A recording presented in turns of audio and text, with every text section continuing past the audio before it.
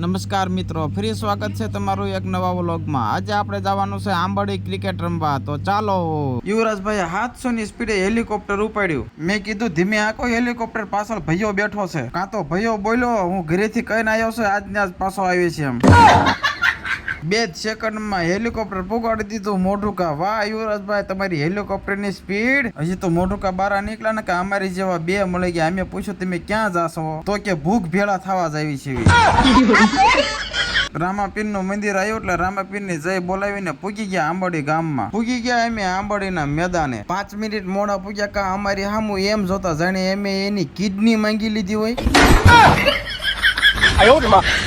થવા મળ્યા બધા ભેગા ભૂખ ભેળા થવા માટે।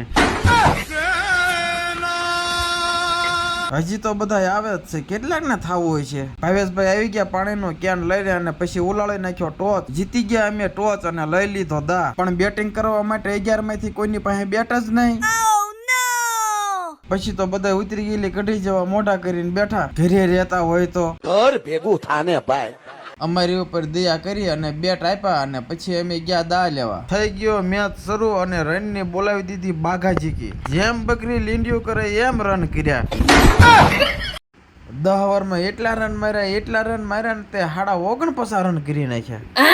પછી એક દાવ પૂરો થઈ ગયો ને અમારે આવ્યો ફિલ્ડિંગ નો વારો।